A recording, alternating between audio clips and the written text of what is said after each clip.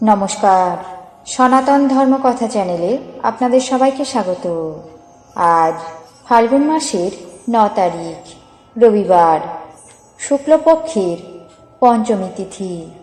মহাভারতের আদি পর্বের ২২৭তম অধ্যায়ের প্রথম অংশ খাণ্ডব বনে ইন্দ্রের বাড়ি বর্ষণ পর্ব শুরু করব। নারায়ণং নমস্কৃত্য নরং চৈব নরোত্তমং দেবীং সরস্বতীং ব্যাসাং ততো জয়মুদীরয়েৎ। ঋষি বৈশম্পায়ন বললেন, অর্জুন অসংখ্য বাণ দিয়ে বাড়ি বর্ষণ বন্ধ করলেন। যেমন নিহার জালে চন্দ্রমা সমাচ্ছন্ন হয়ে থাকেন, তেমনি অর্জুন ষড়জাল বিস্তার করে সমস্ত খাণ্ডব বন আচ্ছাদিত করলেন। তার অস্ত্রের প্রভাবে অন্তরিক্ষ পরিব্যাপ্ত হলে একটি প্রাণীও পালাতে পারল না। তখন নাগরাজ তক্ষক কুরুক্ষেত্রে গমন করেছিলেন। তার পুত্র অশ্বসেন সেখানে উপস্থিত ছিলেন।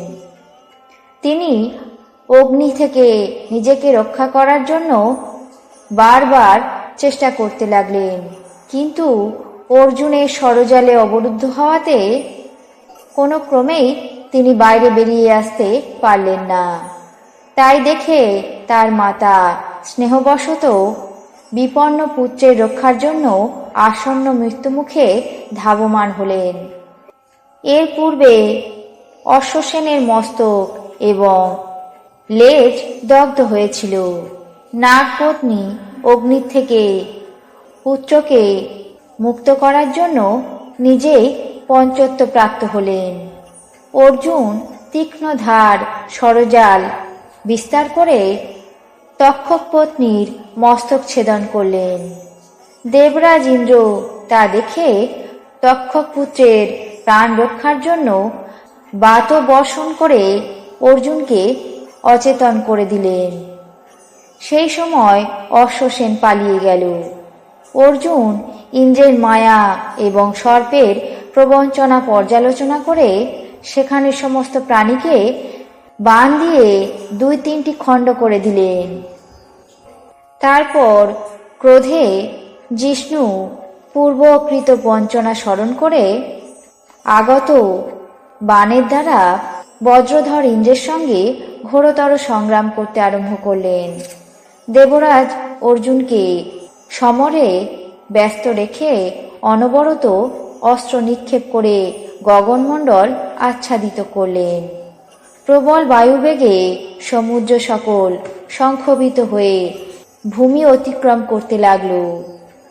জলধারায় মেঘমালা নভমণ্ডল সমাকুল হল।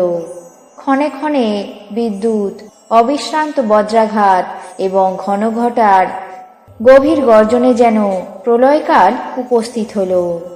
অর্জুন সেই ঘোরতর মেঘকে নিবারণ করার জন্য অতি উৎকৃষ্ট বাণ প্রয়োগ করলেন। যুদ্ধ বিশারদ অর্জুন প্রথমত মন্ত্রপ্রুত বায়ব্য অস্ত্র দিয়ে অশনি এবং মেঘের বলবীর্য ক্ষীণ করলেন। জলধারা শুষ্ক এবং বিদ্যুৎ বিলীন হয়ে গেল। এইভাবে কিছুক্ষণের মধ্যে আকাশতল মেঘমুক্ত হয়ে ধূলিহীন হল। সুশীতল গন্ধবহ মন্দ মন্দ বাতাস বইতে লাগল। আকাশ প্রকৃতিস্থ হল এবং অগ্নিদেব প্রাণীগণকে ভক্ষণ করে পুনরায় প্রজ্বলিত হয়ে উঠলেন। অগ্নির শব্দে সমস্ত জগৎ পরিপূর্ণ হল। সুপর্ণাদি গরুর পক্ষীগণ কৃষ্ণ অর্জুনের দ্বারা খাণ্ডব বন পরিরক্ষিত দেখে গর্ব প্রকাশ করে আকাশপথে উড়তে লাগল। গরুর বজ্রতুল্য নিজের নখ, তুণ্ড এবং পাখার দ্বারা কৃষ্ণ এবং অর্জুনকে প্রহার করার জন্য আকাশ থেকে নামলেন। সর্পগণ দগ্ধ আগুন থেকে পাণ্ডবদের সামনে তীব্র বিষ উদ্গার করতে করতে নিপাতিত হতে লাগল। অর্জুন বাণ দিয়ে তাদেরকে খণ্ড বিখণ্ড করলেন। তারা পুনরায় প্রজ্বলিত আগুনে পতিত হয়ে ভস্মসাৎ হল। যক্ষ, রাক্ষস, পর্ণগ, গন্ধর্ব এবং অসুরগণ যুদ্ধার্থী হয়ে ঘোরতর নিনাদ করে উত্থিত হল। অর্জুন তীক্ষ্ণ স্বরের দ্বারা সেই ক্রোধমূর্ছিত সর্পদের মস্তক ছেদন করলেন। কৃষ্ণ চক্র দিয়ে দৈত্য দানবগণের প্রাণ সংহার করলেন। কেউ কেউ কৃষ্ণের চক্রাস্ত্র দ্বারা চালিত এবং বাণবিদ্ধ হওয়াতে মূর্ছিত হয়ে পড়ল। আজ মহাভারতের আদি পর্বের 227তম অধ্যায়ের প্রথম অংশ খাণ্ডব বনে ইন্দ্রের বাড়ি বর্ষণ পর্ব এখানেই শেষ করছি। বাকি অংশ আগামী পর্বে পাঠ করে শোনাবো।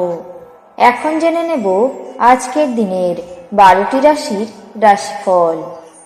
মেষ, অপচয় রোধ।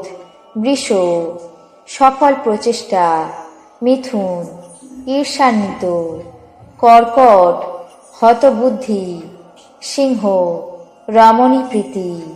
কন্যা, গীত বাদ্য অনুরাগ। তুলা, স্ত্রীর দ্বারা উপকৃত। বৃশ্চিক, উপার্জন বৃদ্ধি। ধনু, শত্রু নাশ। মকর, বিতৃষ্ণা।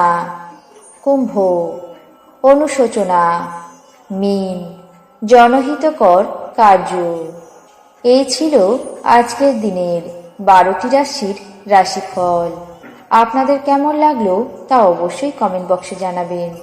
চ্যানেলটিকে সাবস্ক্রাইব করবেন, লাইক করবেন, শেয়ার করবেন। ধন্যবাদ।